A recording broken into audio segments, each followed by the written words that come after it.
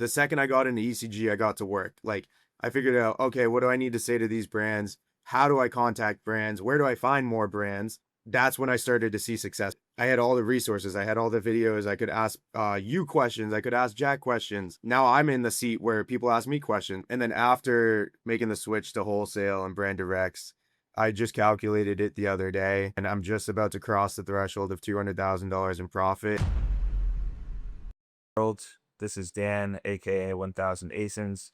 Welcome to today's case study. We're excited to have Kenny here with us to share his journey through the ECG wholesale program and the brand direct blueprint. And before we dive in, I'll introduce myself. My name is Dan Buford. I'm the founder of ECG Wholesale, which is what I believe to be the premier wholesale and brand direct Amazon program out there. And I've personally built a multi 8-figure a year business selling brand direct on Amazon. So before we dive in, Kenny, can you share a brief background on yourself with all the viewers here, and like how you got into Amazon in the first place, how many years you were selling before ECG, and what your business looked like before switching over to brand direct? Yeah, of course. My name's Kenny. I started Amazon in 2021, officially became a business owner in 2022. My business was all focused around RA with a little bit of OA. There was a lot of trips during high school, college, right after work, before work. Basically was a full-time gig on the side of everything else. Um, and it was less chaotic, or it was more chaotic and less structured than it is now. Sure. Okay. Cool. And during your arbitrage days, and by the way, if anyone is unfamiliar with the term RA/OA, RA is retail arbitrage, OA is online arbitrage. So Kenny was going into like Walmart's, Targets, flipping items from there, and then eventually flipping items from websites as well. But what made you transition from arbitrage towards brand direct? What was the reason for wanting to change out of arbitrage? Yeah, so the retail arbitrage side was definitely, it was fun and there's money to be made, but it was becoming more of a headache. Not being able to source the same products over and over again, having to always run around, drive to different stores, hope that the products are there. It became too much of a headache and a lot more strikeouts than there were wins. So that's kind of why I wanted to make the shift to brand direct and exclusives and wholesale. Yeah, for sure. And I also started out in arbitrage the first year or two, and it's definitely exciting at first. And there still is always that excitement of finding a new product, but the longer you do it, the more it becomes kind of like a job. It's like, okay, I was in Walmart for 3 hours and I found zero. And then at the next Walmart, you might find $1,000 of profit, but then you start like thinking about your hourly and your costs associated with it. And then it's like, this is a job. I can't really scale myself. I can't clone myself going into stores times 10, times 20 or whatever. So yeah, that's also why I switched over. It's just like scalable and replenishable products. You don't have to find new Consistency, yeah. products. It's just, yeah, consistency. It's like just building a better foundation. So makes perfect sense. Um, okay, personal question. What was your income from arbitrage looking like before, and what does it look like now about a year later, shifting into brand direct? Yeah, so before brand direct, I was doing about anywhere from, I think my lowest year profit wise was like 70K. And then the Still max solid. I, it was still solid for RA, and it was like just me running around after college classes and stuff. Yeah, that's Um and I think I maxed out at around 120, 130. Um and that was like full time all day, 9 a.m. to, 11 p.m. getting home. So, yeah, that's a right. grind.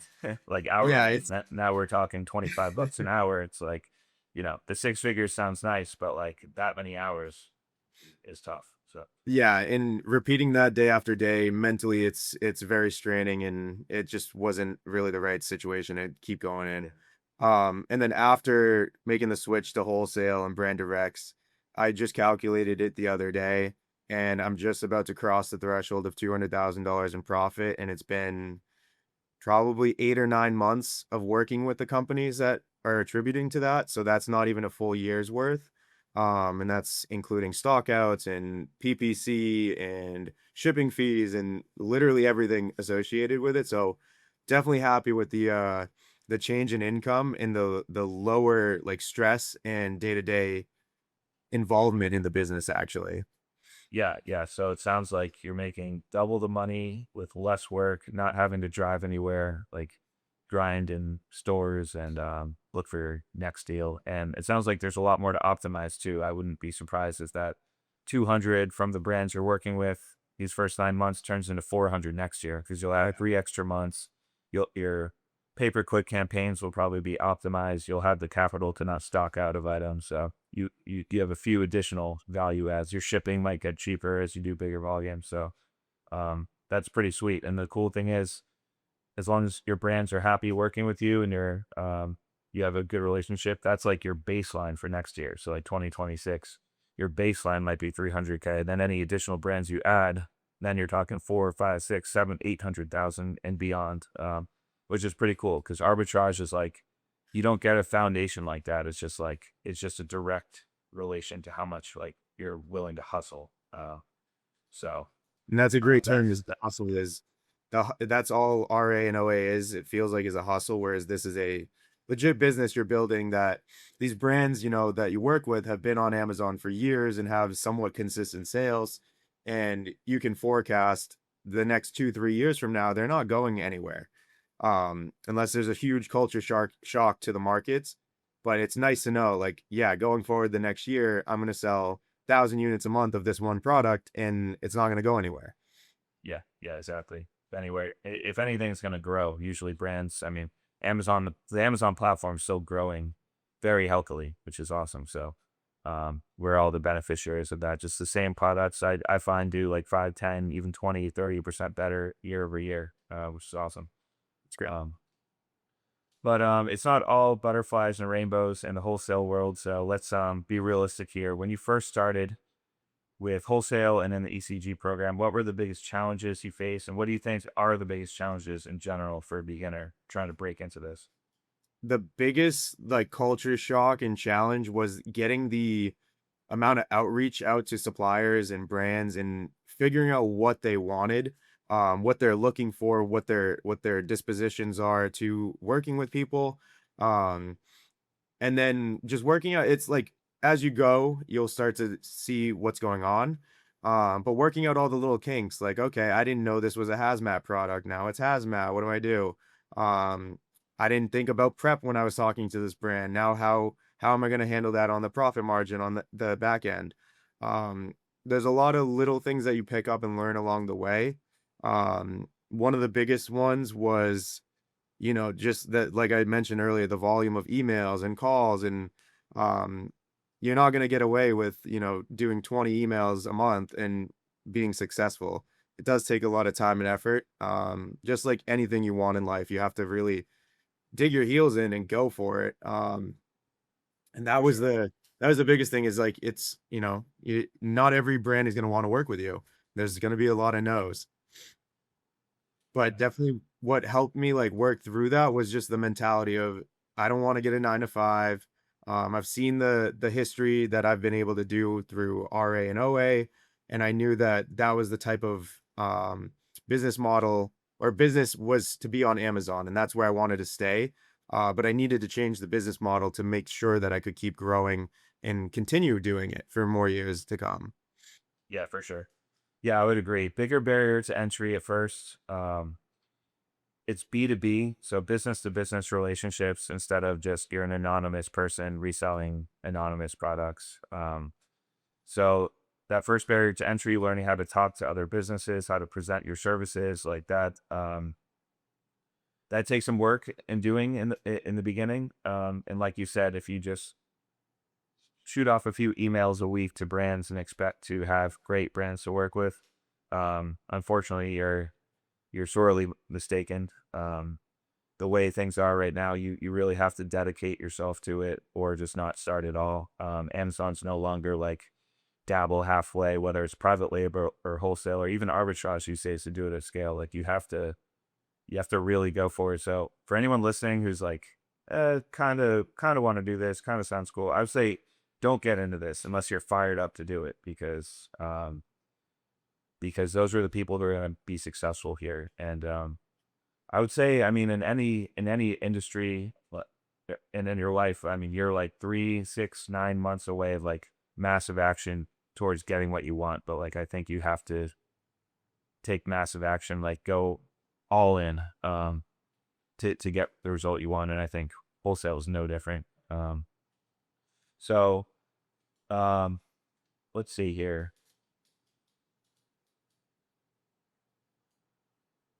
Well, let's go into your outreach specifically because I think that's where a lot of people do stumble and think that it might be impossible. Like a lot of brands saying no more Amazon, no Amazon sellers, whatever.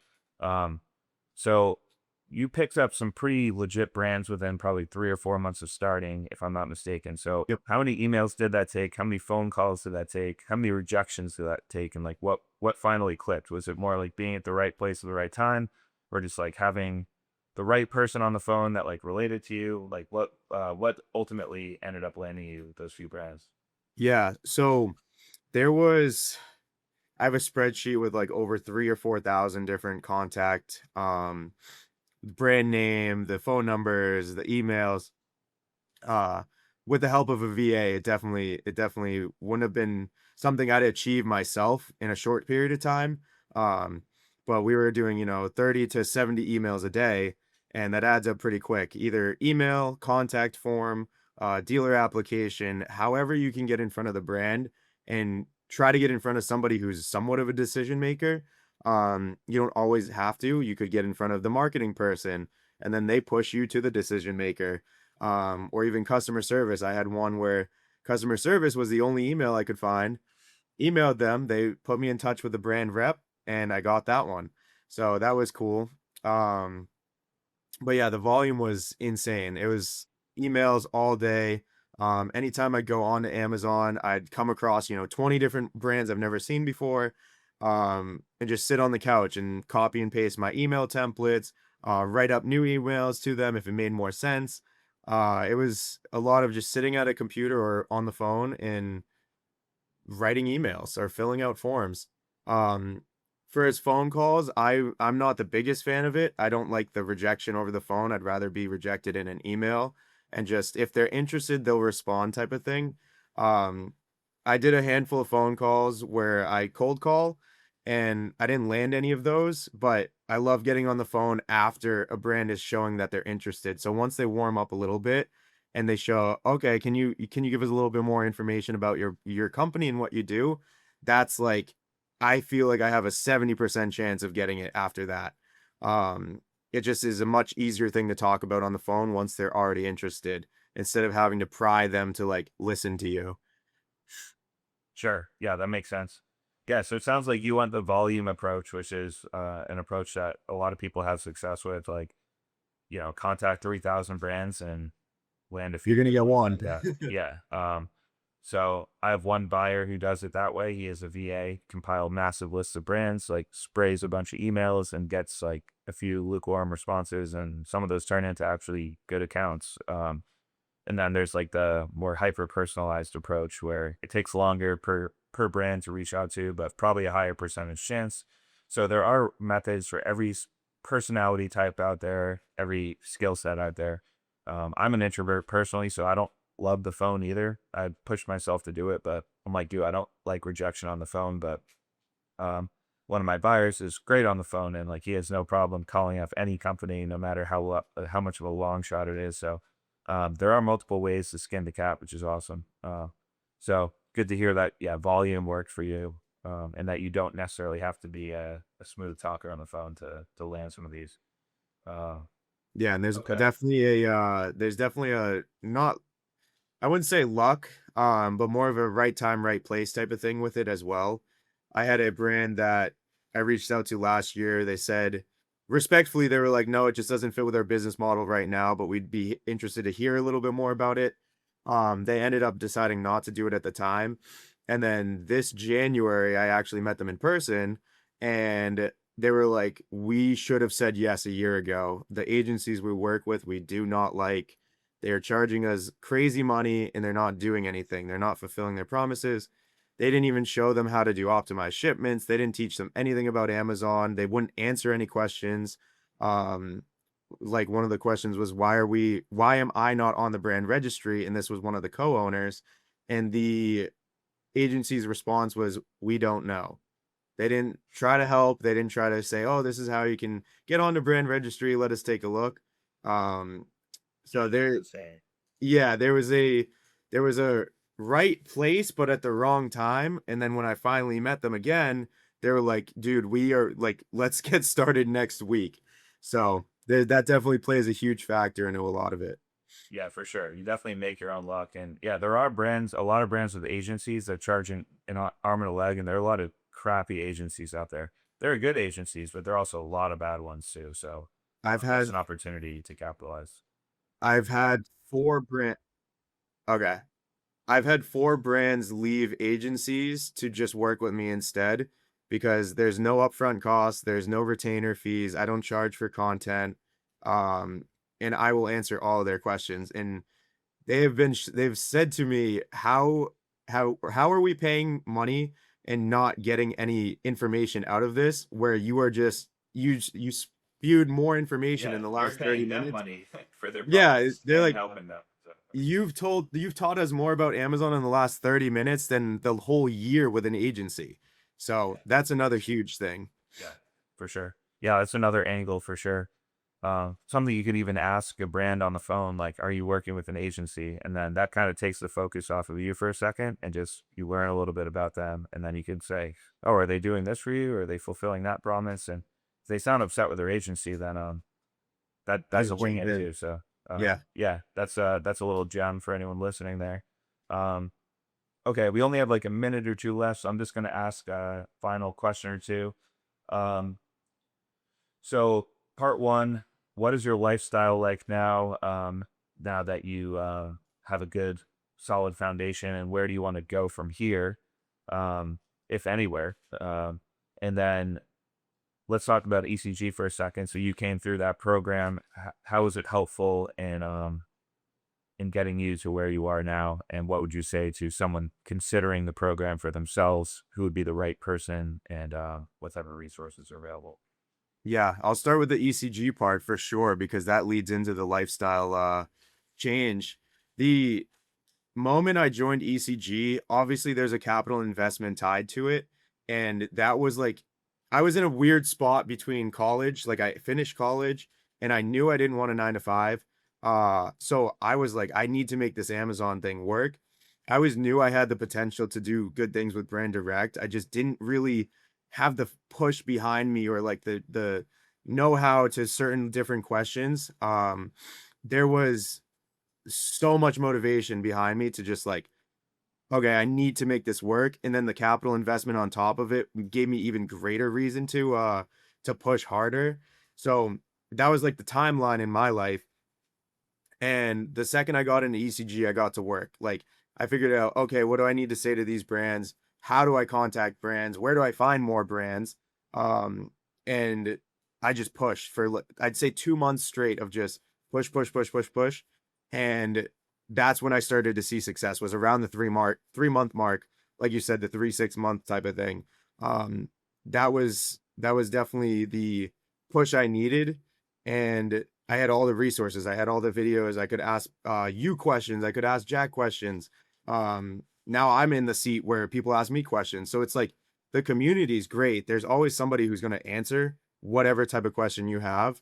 Um, the ungate question is definitely difficult at this point, but anything that's wholesale related and brand direct related, somebody has some sort of knowledge.